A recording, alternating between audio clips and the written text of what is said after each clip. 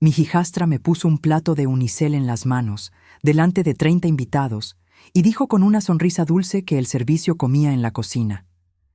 El comedor entero se quedó en silencio. No un silencio incómodo, sino uno atento, goloso, de gente que huele un espectáculo.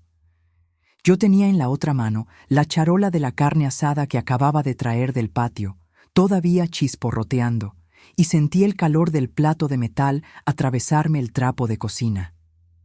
Miré a Dariana, 28 años, el pelo recogido en un chongo perfecto, un vestido color hueso que le había costado más que el sueldo de un mes de cualquiera de los meseros que ella acababa de invocar.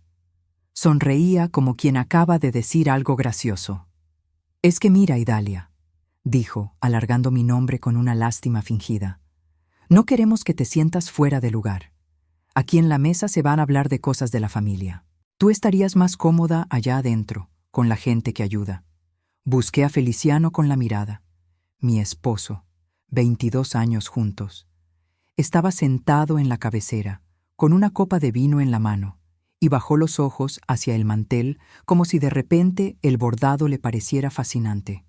No dijo nada, ni una palabra, y en ese silencio suyo cupo todo lo que yo había fingido no ver durante meses. Fue mi suegra quien remató. Doña Herminia se levantó apenas, apoyándose en el respaldo de su silla, con esa dignidad de reina destronada que cargaba a todas partes. «Idalia», dijo, «esta es la casa de mi hijo, y en esta casa se respeta. O le ofreces una disculpa a Dariana por la escenita que armaste hace rato, o te vas por donde llegaste. Tú decides». La escenita. Se referían a que, media hora antes, yo había pedido, en voz baja, sin drama, que no sirvieran el vino que Dariana había traído, porque era el mismo lote que el año pasado le había caído mal a la abuela. Eso había sido mi crimen, preocuparme. Dejé la charola de la carne sobre la mesa, despacio, en el centro, donde todos alcanzaran.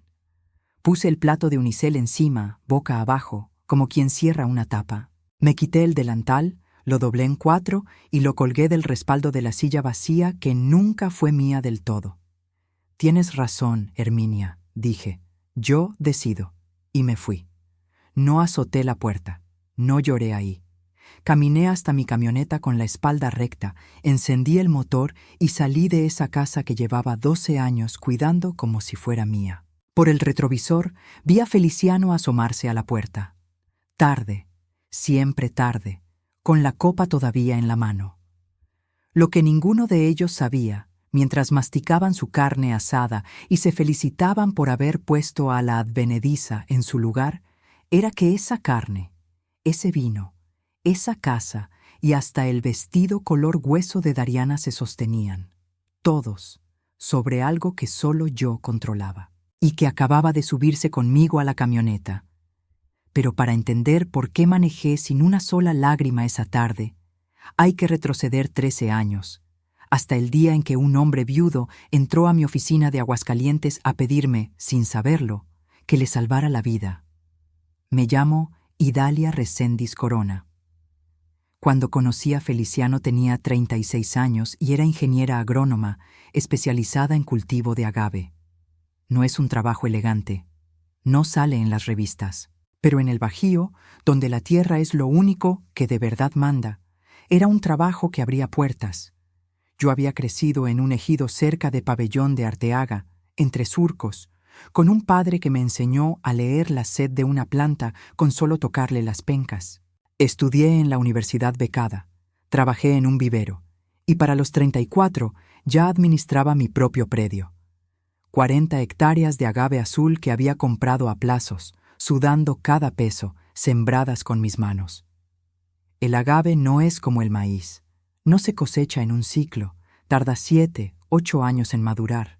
Cuando siembras agave, siembras para la Idalia del futuro, para una mujer que todavía no sabes en quién te vas a convertir. Yo sembré esas 40 hectáreas cuando era soltera, sola, con la terquedad de quien no tiene a nadie que la rescate. Y cuando el agave maduró, ya se había vuelto oro.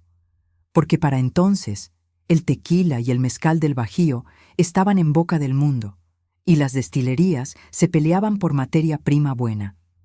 Feliciano Ordaz era dueño de una de esas destilerías, una casa tequilera mediana, con nombre bonito y etiqueta dorada, que su padre había fundado y que él había heredado junto con su hermana. La marca se llamaba Casa Ordaz Reales, y en las botellas venía el escudo de la familia, un venado de perfil. Se veía próspera, se veía sólida, pero cuando Feliciano llegó a mi oficina aquella mañana de septiembre, con el saco arrugado y ojeras de no dormir, la verdad era otra. Me falló mi proveedor principal, me dijo, sin rodeos, el del contrato grande. Se fue con la competencia y me dejó a media producción. Necesito agave, ingeniera, mucho, y necesito que sea bueno o pierdo la certificación. Le vendí agave, le vendí bien y le vendí honesto, y le salvé la temporada. Así empezó todo, con una transacción. Él necesitaba materia prima constante y de calidad. Yo tenía las mejores 40 hectáreas de la región y la disciplina de una mujer que sabía exactamente lo que valía su trabajo. Firmamos un contrato de suministro a largo plazo. Y en el camino, entre visitas al campo y negociaciones de precio, nos enamoramos. O eso creí yo. Nos casamos año y medio después. Yo tenía 38, él 46, viudo, con una hija de 15 años llamada Dariana, que me miró desde el primer día como se mira a una mancha en un mantel caro. Su madre había muerto de cáncer cuando ella tenía 12, y yo entendí, de verdad entendí, que una niña que pierde a su mamá no tiene por qué querer a la mujer que llega después. Le di espacio, le di paciencia. Nunca intenté ser su madre, solo intenté no ser su enemiga. Nunca lo logré. Me mudé a la casa grande de los Ordaz, en un fraccionamiento residencial al norte de la ciudad, con jardín, con portón eléctrico, con una cocina en la que cabía mi cocina entera de soltera. Y ahí, poco a poco, sin que yo me diera cuenta, dejé de ser la ingeniera Reséndiz y me convertí en la esposa de Feliciano. Empecé a ocuparme de la casa, de las comidas familiares, de las fiestas de la destilería, de cuidar a doña Herminia cuando le fallaban las rodillas. Seguí administrando mi predio, eso nunca lo solté, pero lo hacía temprano, antes de que despertara la casa, como quien esconde un vicio. Y aquí viene lo que doña Herminia y Dariana nunca entendieron, lo que Feliciano prefirió olvidar. La destilería Casa Ordaz Reales seguía funcionando con mi agave, con el mío. El contrato de suministro que firmamos antes de casarnos nunca se disolvió en el matrimonio. Yo, como ingeniera, había insistido en que se mantuviera separado de los bienes conyugales, no por desconfianza, sino por costumbre profesional. Los negocios son los negocios. Casa Ordaz me compraba a mí y Dalia Reséndiz el 80% del agave que destilaba. El resto lo completaba con proveedores chicos. Sin mis 40 hectáreas, la destilería no podía cumplir sus volúmenes de producción. No podía surtir a sus clientes. No podía sostener la certificación de origen. Eso no era un secreto, exactamente. Estaba en los papeles, a la vista de quien quisiera leerlos. Pero nadie quería leerlos. Feliciano firmaba las órdenes de compra sin mirarlas. Dariana creía que el agave se conseguía en algún lugar mágico, como la leche en el supermercado. Y doña Herminia estaba convencida con toda su alma de que la fortuna de la familia era obra pura del apellido Ordaz. Yo dejé que lo creyeran. Ese fue mi error, y también resultó mi salvación. Las primeras grietas aparecieron despacio, como aparece la sed en una planta. Primero no se nota, luego ya es tarde. La primera fue el dinero. Al principio de casados, cada quien tenía lo suyo. Pero con los años, Feliciano empezó a apoyarse en mí para cosas de la destilería. Préstame para la nómina de esta quincena, ingeniera, que se me atravesó un pago. Adelántame la mitad del pedido, que ando corto de flujo. Yo lo hacía, éramos familia. Los negocios de él eran los nuestros, pensaba yo. Lo que no vi durante mucho tiempo fue que esos préstamos nunca regresaban del todo, y que la destilería, por dentro, estaba mucho más frágil de lo que su etiqueta dorada dejaba ver. Feliciano gastaba como si el venado del escudo pusiera huevos de oro. Camionetas nuevas, viajes, la remodelación de la casa, la ropa de Dariana. La segunda grieta fue Dariana misma. A los 25, mi hijastra entró a trabajar en la destilería, con un puesto inventado de gerente de imagen y un sueldo que no correspondía a nada que ella produjera. Empezó a viajar a ferias, a subir fotos, a presentarse como la heredera de Casa Ordaz Reales. Y empezó también a tratarme distinto. Antes me ignoraba, ahora me menospreciaba en voz alta. Idalia no entiende de negocios. Ella es de campo. Déjala, papá, que se dedique a sus plantitas. Feliciano se reía. No me defendía, se reía. Recuerdo una tarde en particular, porque fue la que me abrió los ojos sobre lo que Dariana pensaba de mí. Estábamos en la cocina de la casa grande, ella y yo solas, y yo picaba jitomate para una salsa. Dariana entró con una amiga, una muchacha de esas que hablan fuerte, y sin bajar la voz, como si yo no estuviera, dijo: «Esta era la que le vendía las plantas a mi papá. Se le pegó y ya no se despegó». La amiga se rió. Yo seguí picando. No solté el cuchillo, no dije nada, pero por dentro algo se me endureció, como se endurece la tierra que ya no recibe lluvia. Esa noche le conté a Feliciano lo que su hija había dicho. Esperaba, todavía, que se enojara, que la corrigiera. En vez de eso, suspiró y me dijo: «Ya sabes cómo es Dariana. No te lo tomes personal. No te lo tomes personal». Como si 22 años de vida compartida fueran algo que se pudiera tomar de manera impersonal. Fue la primera vez que pensé, con todas sus letras, una frase que me dio miedo. Este hombre no me va a defender nunca. Contra su hija no. Contra su madre tampoco. Yo estaba sola en esa casa, y el único que podía cambiarlo había decidido, sin decirlo, que era más cómodo dejarme sola. La tercera grieta fue la más honda, y me tardé en verla porque no quería. Una noche, buscando el cargador del celular en el estudio de Feliciano, encontré unos papeles sobre el escritorio, un plan, un proyecto de reestructuración de la destilería, hecho por un despacho de la ciudad. Y en ese plan, entre líneas técnicas y gráficas, había una frase que me heló: sustitución progresiva del proveedor único de agave por contratos diversificados, a fin de reducir la dependencia y mejorar márgenes. El proveedor único de agave era yo. Me estaban planeando sacar. Poco a poco, calladito, querían dejar de comprarme a mí para comprarle a otros más baratos, aunque el agave fuera peor. Querían diluir mi participación hasta que no valiera nada, y lo estaban haciendo a mis espaldas, en mi propia casa, mientras yo les cuidaba a la abuela y les organizaba las comidas. Guardé el papel donde estaba. No dije nada.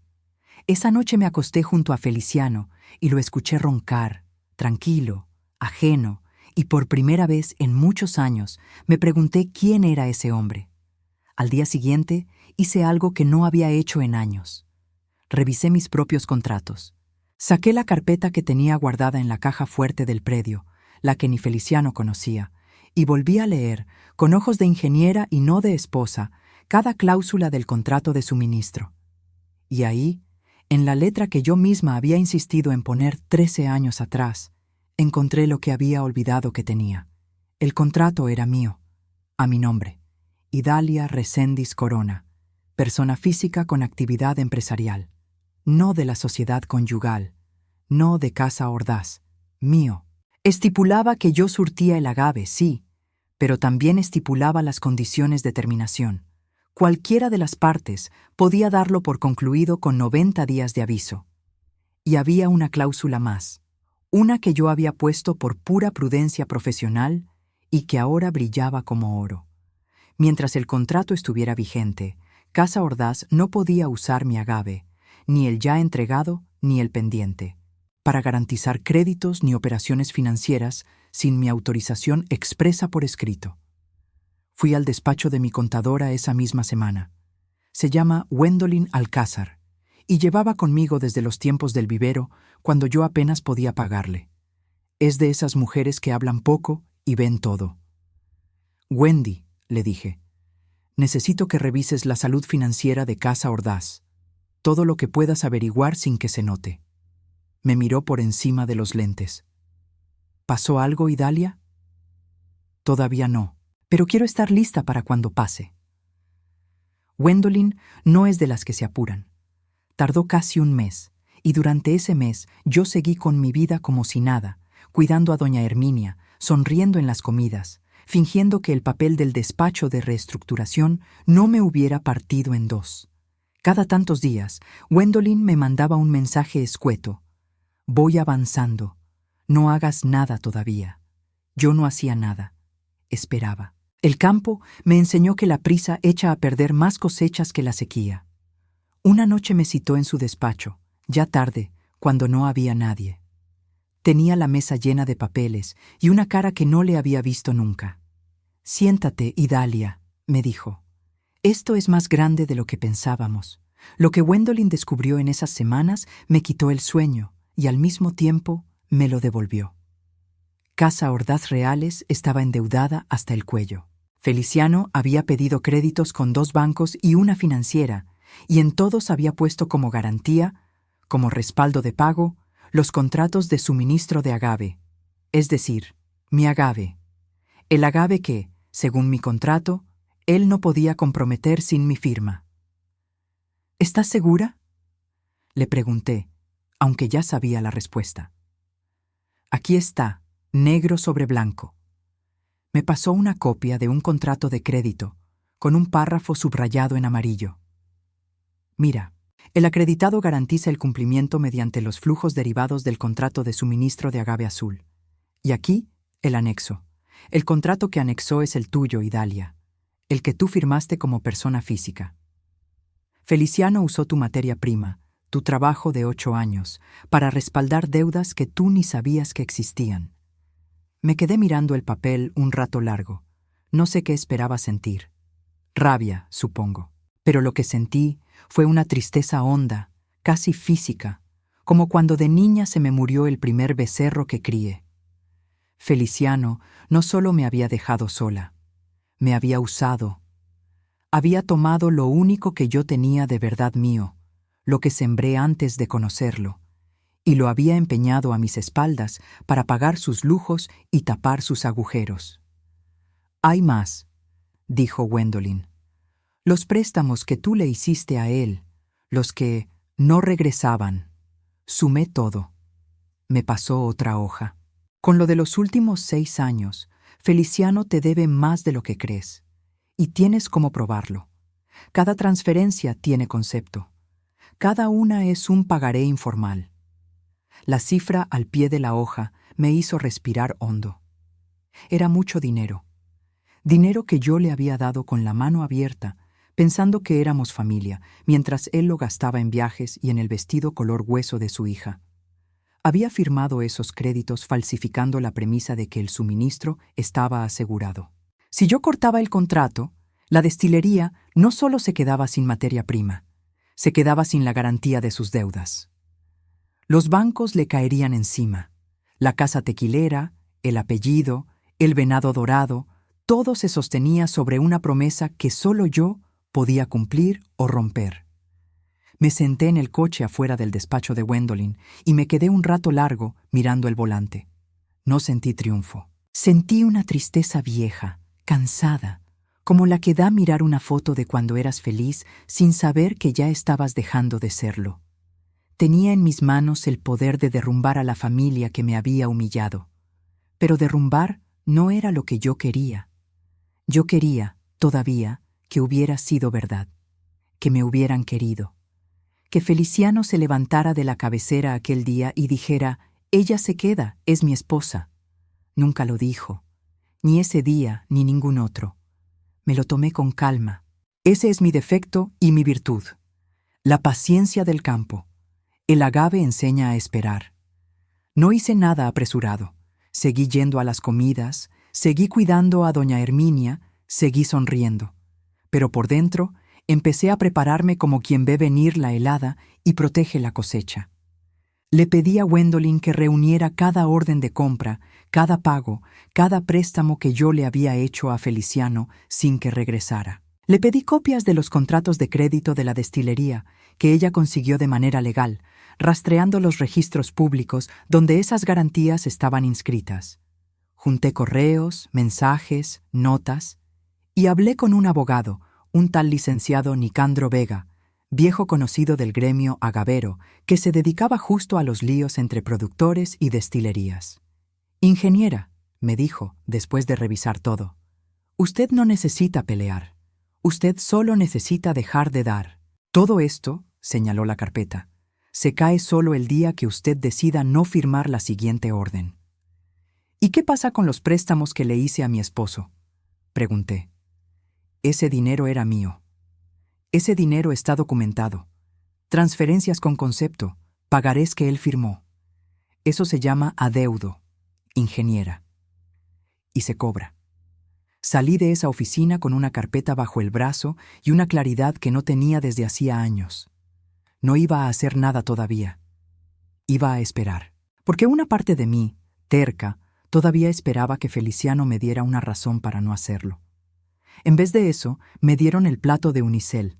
La comida familiar de aquel domingo era para celebrar el aniversario de la destilería. 30 invitados, distribuidores, un par de funcionarios, la familia. Yo, como siempre, había organizado todo. Contraté el servicio, elegí el menú, supervisé la carne, arreglé las mesas. Doña Herminia estrenó vestido. Dariana llegó con su novio y con el vino que le cayó mal a la abuela el año pasado. Cuando pedí, en voz baja, que mejor sirvieran otro, Dariana montó en cólera por lo bajo, ofendida de que yo cuestionara su aportación, y decidió cobrármela en público. El plato de unicel. El servicio come en la cocina. Disculparte o irte. Ahora ya sabes por qué no lloré en la camioneta. Porque llevaba meses despidiéndome de una casa que hacía mucho había dejado de ser mía. Porque la humillación de ese domingo no fue una sorpresa. Fue la confirmación. La gota que faltaba para que yo, por fin, me diera permiso de hacer lo que tenía derecho a hacer. Manejé hasta mi predio. No hasta la casa grande de los Ordaz. Hasta mi tierra, la de las 40 hectáreas, donde tenía una casita de campo, modesta, con un fogón y una hamaca, que había conservado todos esos años sin decirle a nadie que a veces me escapaba ahí a respirar. Llegué al atardecer. Las plantas de agave se veían azules bajo la luz que caía, ordenadas en surcos perfectos, cada una sembrada por mí. Me senté en el escalón de la puerta y ahí sí, sola, con mi tierra de testigo, lloré todo lo que no había llorado enfrente de ellos. Lloré por los 22 años, por la niña Dariana que perdió a su mamá y a la que yo quise, aunque ella nunca me dejó. Por doña Herminia, que en el fondo era una vieja asustada de perder el único mundo que conocía. Por Feliciano, sobre todo por Feliciano, por el hombre que llegó arrugado a mi oficina a pedirme ayuda y que terminó incapaz de decir 3 palabras para defenderme. Lloré hasta que se me acabó, que es la única manera de que el llanto sirva de algo. Y a la mañana siguiente, con los ojos hinchados y el corazón limpio, empecé. Lo primero fue llamar a Gwendolyn y al licenciado Vega. Nos reunimos los 3 en el despacho de ella, un lunes, con café y con papeles. «Quiero terminar el contrato de suministro con Casa Ordaz», dije, legalmente, con los 90 días de aviso, como marca el contrato, sin trampas. Vega asintió. «Es su derecho. Preparo la notificación hoy mismo». Segundo, seguí. «Quiero cobrar los préstamos. Todos, con sus intereses legales. También es su derecho». Y tercero, dije, y aquí me detuve, porque esto era lo más delicado. «No quiero que la destilería quiebre». Los 2 me miraron. «Y Dalia», dijo Gwendolyn despacio, «si tú cortas el agave y cobras los préstamos, los bancos van a ejecutar las garantías. Casa Ordaz no lo aguanta, se va a la quiebra sola. Tú no tienes que hacer nada más». «Ya sé, por eso lo digo», respiré. «En esa destilería trabajan 40 familias. Hay maestros tequileros que conozco desde hace años, gente buena que no tiene culpa de nada. Yo no quiero castigar a esa gente. Yo quiero que Feliciano, Dariana y Herminia entiendan de una vez por todas ¿Sobre qué estuvieron parados todo este tiempo? Vega se quedó pensando. Hay una manera, dijo por fin. Usted no tiene que destruir la destilería. Usted puede quedársela. Y me explicó. Yo era, al mismo tiempo, la principal acreedora de Casa Ordaz, por los préstamos, y su proveedora indispensable, por el agave. En una reestructuración, una acreedora en esa posición podía negociar una capitalización, convertir la deuda en participación. En lugar de que Feliciano me pagara con dinero que no tenía, me pagaría con acciones de la empresa. Y como además controlaba el suministro, tenía la sartén por el mango en cualquier negociación. Podía, si sabía moverme, terminar siendo dueña de una parte grande, quizá mayoritaria, de la misma casa tequilera que me había mandado a comer a la cocina.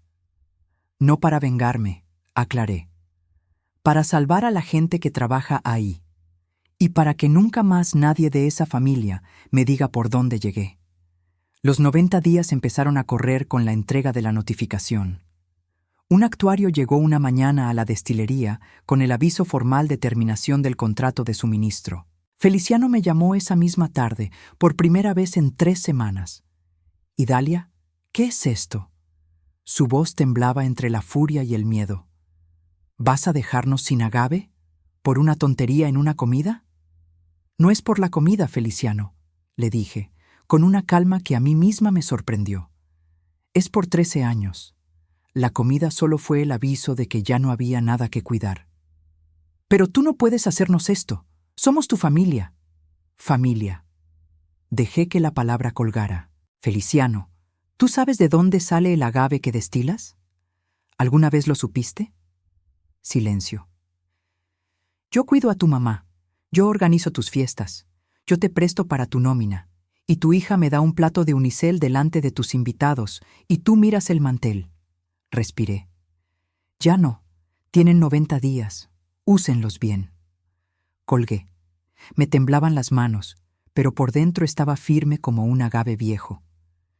Vinieron entonces las semanas de la falsa esperanza de ellos, que fue lo más revelador de todo, porque Feliciano, en lugar de venir a hablar conmigo de frente, en lugar de reconocer nada, hizo lo que llevaba años haciendo. Buscó la salida fácil. Contactó a otros proveedores de agave, a los más baratos, para reemplazarme. Y por un momento creyó que lo había logrado.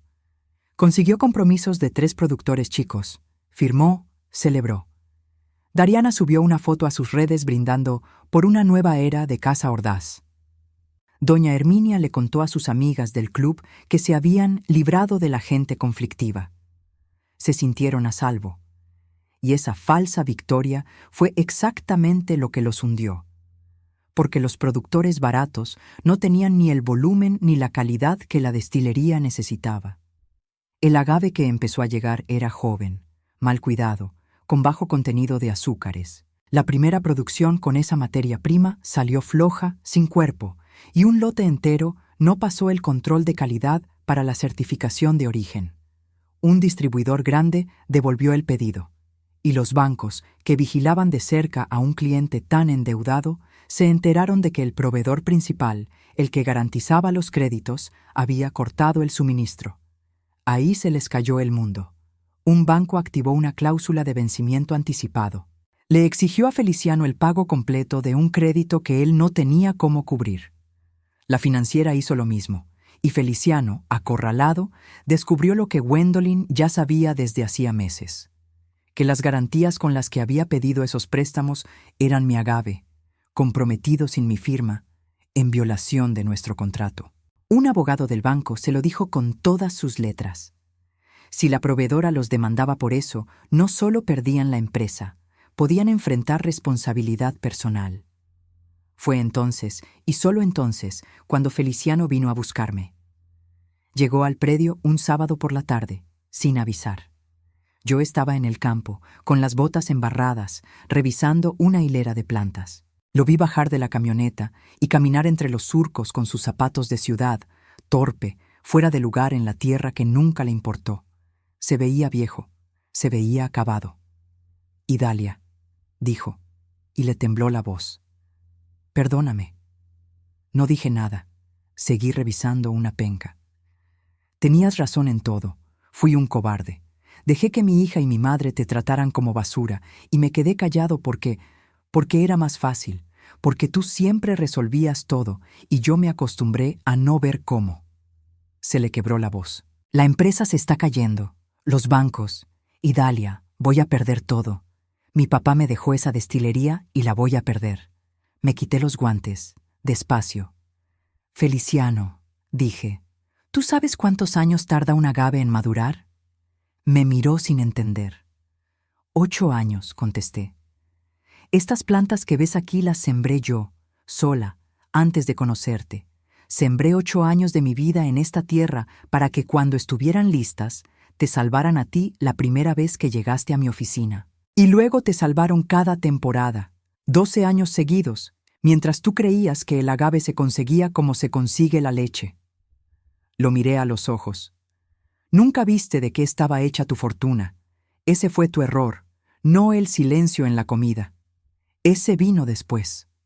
Tu error fue no ver, en 13 años, quién era la mujer con la que dormías. Se quedó callado, con la cabeza baja, entre mis plantas de agave. ¿Qué quieres que haga?, murmuró. Lo que sea, dime. Y ahí, en medio del campo, le dije lo que había preparado con Gwendolyn y con el licenciado Vega. No iba a destruir la destilería. Iba a salvarla, pero en mis términos. Le condonaría los intereses de los préstamos si aceptaba capitalizar la deuda. Es decir, convertir lo que me debía en acciones de la empresa.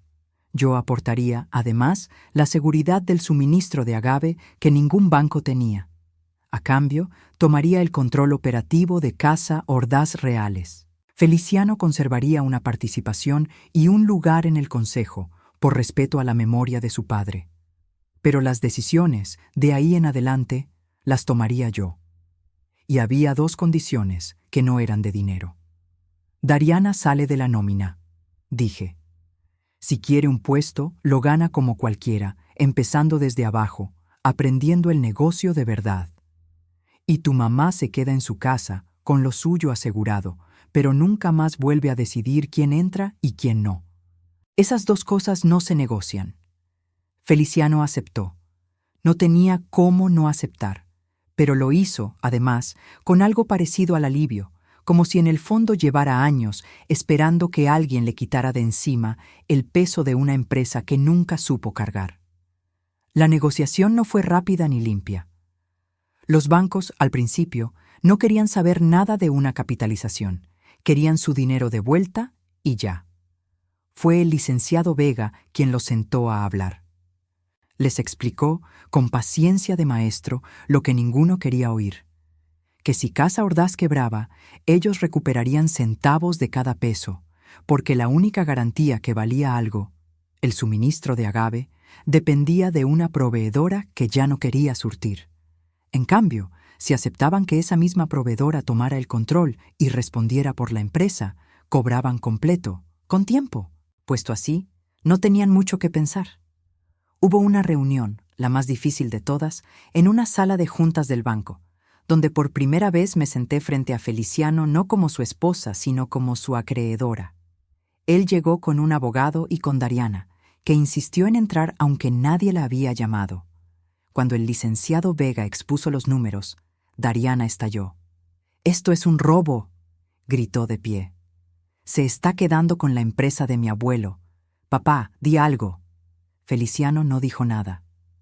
Otra vez. Miró la mesa, como aquel domingo miró el mantel, y yo, que ya conocía ese silencio de memoria, hablé por primera vez en toda la reunión. «Dariana», dije, sin levantar la voz, «nadie se está robando nada. Tu papá firmó créditos que no puede pagar y usó como garantía algo que no era suyo. Yo estoy poniendo la cara para que esta empresa no se hunda y para que los trabajadores no se queden en la calle. Si a eso le llamas robo, no sé qué te enseñaron». Se quedó callada. No porque estuviera de acuerdo, sino porque, creo, fue la primera vez que alguien le contestó de frente sin bajar los ojos. La reestructuración se firmó 3 meses después, en la notaría, con abogados de por medio y los bancos como testigos aliviados de recuperar su dinero. El día de la firma, Doña Herminia insistió en estar presente. Llegó con su bastón y su gesto de reina, dispuesta, supongo, a recordarme de quién era la casa. Pero cuando el notario leyó en voz alta la nueva composición accionaria de Casa Ordaz Reales y quedó claro, en papel oficial, que la mayoría le pertenecía a Idalia Reséndiz Corona, la vieja no dijo nada. Se quedó mirándome desde su silla y por primera vez en 13 años, en sus ojos no hubo desprecio. Hubo miedo. Y algo más, algo que tardé en reconocer, respeto. El respeto que nunca me tuvo cuando yo solo le cuidaba las rodillas. Herminia, le dije al salir en voz baja para que solo ella oyera. Tu casa sigue siendo tu casa.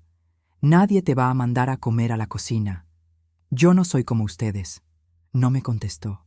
Pero esa noche, me contó Feliciano después, le pidió a él que me diera las gracias. No fue capaz de decírmelo a la cara. No importa. Yo no lo hice por sus gracias. La que nunca se disculpó fue Dariana. Cuando le dijeron que salía de la nómina, montó en cólera.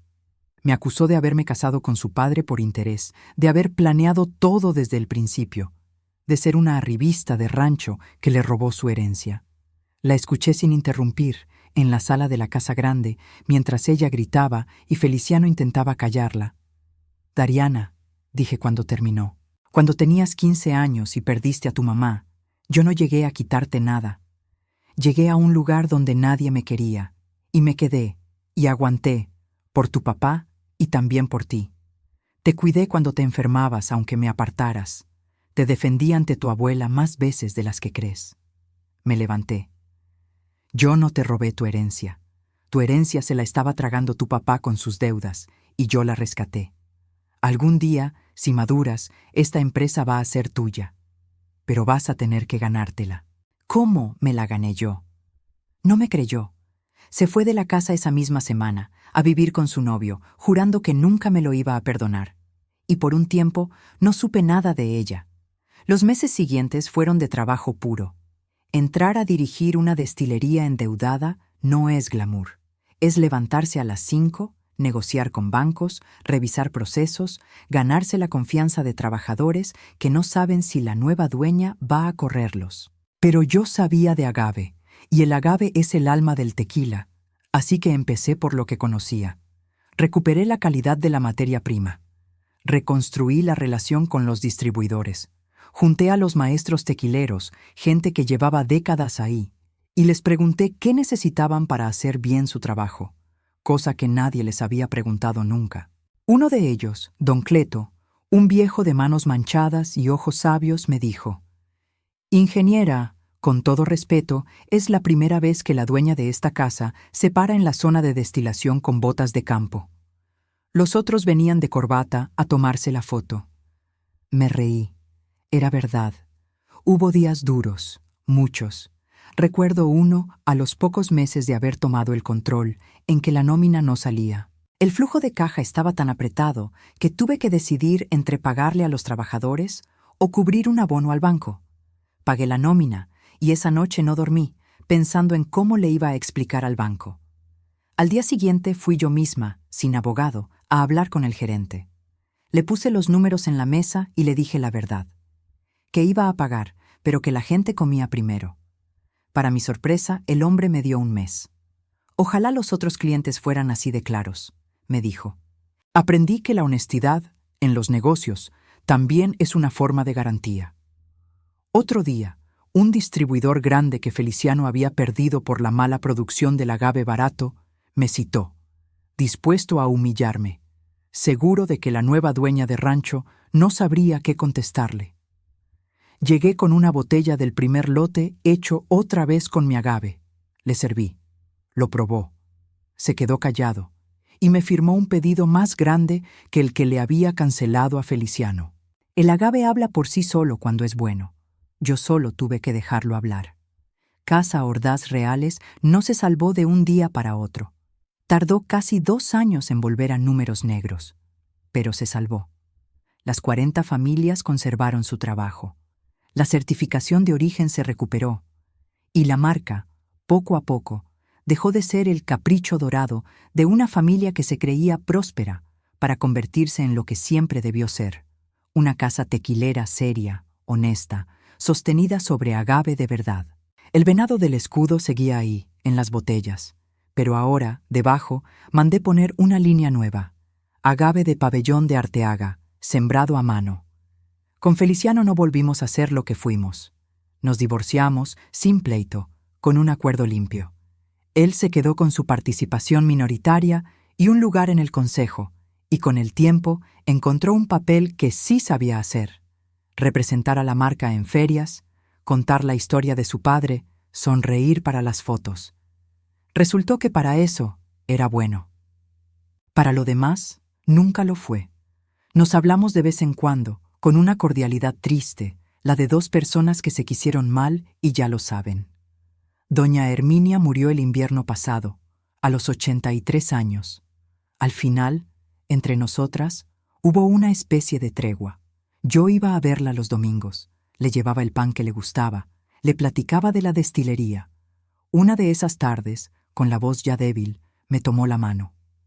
«Idalia», dijo, «aquel día del plato, yo estaba equivocada. Tú eras la única de todos nosotros que trabajaba de verdad. Perdóname». Le apreté la mano. No hacían falta más palabras. La perdoné hacía mucho, no por ella, sino por mí. Y Dariana. Dariana volvió, casi 2 años después.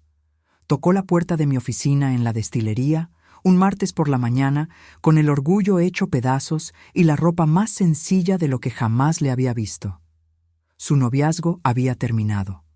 El dinero fácil se le había acabado. Se sentó frente a mí y me costó reconocer, en esa mujer cansada, a la muchacha del vestido color hueso. «Vengo a pedir trabajo», dijo, mirándose las manos. «Empezando desde abajo, como me dijiste». La miré un largo rato. Podía haberla mandado a la cocina. Podía haberle dado, por fin, su plato de unicel. Habría sido justo. Pero yo no soy como ellos, nunca lo fui. «Preséntate el lunes a las 7», le dije, «con ropa que se pueda ensuciar. Vas a empezar en el campo, con don Cleto, aprendiendo a leer las plantas. Si aguantas un año ahí, hablamos de lo demás». Se le llenaron los ojos de lágrimas. Asintió. Y antes de salir, en la puerta, se detuvo. «Idalia», dijo, sin voltear del todo. «Perdón, por el plato, por todo». «Ya sé», contesté. «Nos vemos el lunes. Hoy es domingo otra vez». Estoy en la casita del predio, la de la hamaca y el fogón, tomando café en el escalón de la puerta, mientras el sol se levanta sobre las 40 hectáreas que sembré cuando era una mujer sola que no sabía en quién se iba a convertir. A lo lejos, entre los surcos, veo una figura pequeña con sombrero de campo, agachada junto a una planta, aprendiendo. Es Dariana. Lleva 8 meses aquí y todavía no sabe leer bien la sed de un agave, pero ya no me da plato de unicel. Ya me trae el café. No me quedé con la destilería por venganza. Me quedé porque era mía la tierra sobre la que estaba parada, aunque tardé 13 años en atreverme a decirlo en voz alta. Aprendí que el trabajo callado de una mujer, sembrar, esperar, cuidar sin que nadie lo note, vale más que todos los apellidos dorados del mundo. Aprendí que ser subestimada, aunque duele como pocas cosas, a veces es la mayor de las ventajas, porque nadie protege lo que cree que no vale nada, y así una lo puede guardar entero hasta el día que lo necesita. Y aprendí que la dignidad no se pide de rodillas ni se defiende a gritos. A veces solo se recoge, junto con el delantal, y se lleva puesta al salir por la puerta. Aquel domingo me ordenaron disculparme o marcharme. Elegí marcharme. Y al hacerlo, me llevé conmigo lo único que de verdad lo sostenía. No el dinero, no el agave, no la empresa. Me llevé la verdad de quién había sido yo todo ese tiempo, debajo del delantal, debajo del silencio, debajo del plato que nunca me merecí. Ahora el sol ya está alto. Dariana camina hacia la casita con 2 tazas en las manos. Le hago un lugar en el escalón. Y las dos, en silencio, miramos crecer el agave que un día será tequila, sembrado a mano, en la tierra de una mujer que nadie creyó que valiera nada. Y valía. Siempre valió. Si alguna vez alguien te hizo sentir que sobrabas en tu propia casa, que eras invisible, que no valías más que un plato desechable, esta historia es para ti. Cuéntame en los comentarios. ¿Alguna vez te subestimaron y la vida terminó dándote la razón? Te leo a cada una. Y si esta historia te llegó al corazón, quédate, porque la próxima también la escribí pensando en ti.